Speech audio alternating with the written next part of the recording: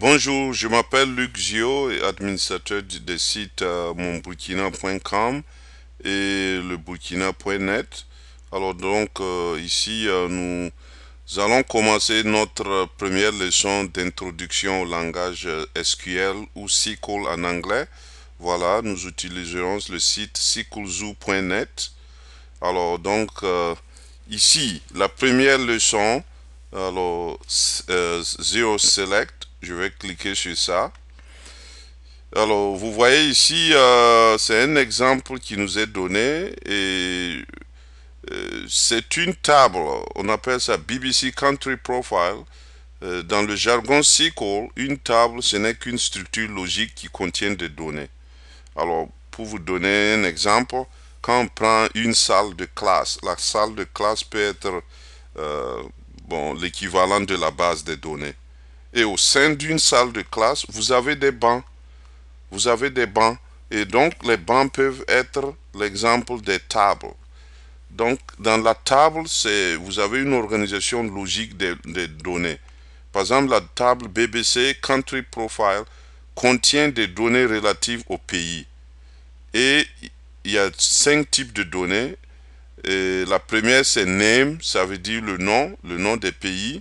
La seconde, c'est region, ou bien la région d'où ces pays sont situés. Il y a l'Europe, l'Afrique et tout. Alors ici, vous remarquez que toutes les données ne sont pas listées. Voilà, ça veut dire qu'on nous donne un petit aperçu pour nous faire comprendre ce que la table BBC Country Profile contient.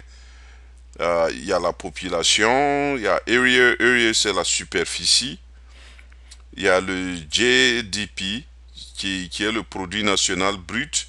Vous constaterez que par exemple pour l'Afghanistan, le produit national brut est vierge, donc il n'y a pas de données, ainsi que pour l'Andorra.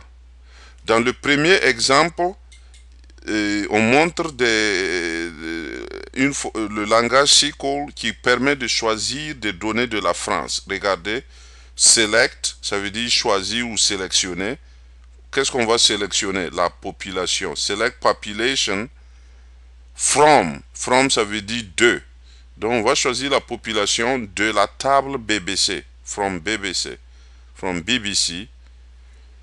Where name equal France. Donc on va choisir les données de la table BBC où le nom du pays est la France. Le nom du pays, on veut choisir des données de la France. Donc on limite ça à la France. On ne veut pas des données du Burkina par exemple. Maintenant, dans notre premier exercice, ils veulent que nous modifions ça pour que nous choisissions les données de l'Allemagne. Show the population of Germany. Donc si nous voulons choisir et montrer les données de l'Allemagne, on va changer la France entre guillemets à Germany. Vous voyez? Germany. Vous voyez? Donc on a changé ça comme ça. Il faut respecter les cases. Le langage SQL est case sensitive. Donc si on a codé Germany ici, alors il faut taper exactement Germany en commençant par la capitale Germany.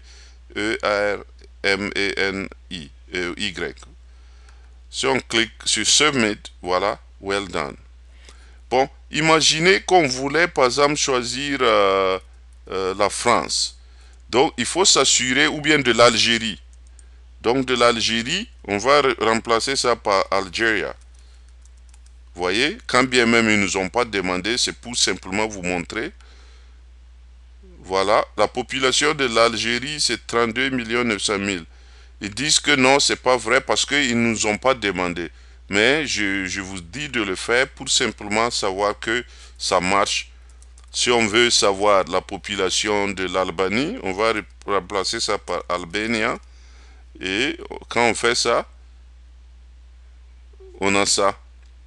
Bon, ici, par exemple, quand bien même il y a les données du Burkina, nous ne voyons pas le nom Burkina Faso. Le nom du Burkina Faso, du Burkina ici. Mais essayons par exemple voir en tapant Burkina Faso, pour voir si c'est ainsi ils ont respecté l'orthographe. Voilà. Pour Burkina Faso, ils disent c'est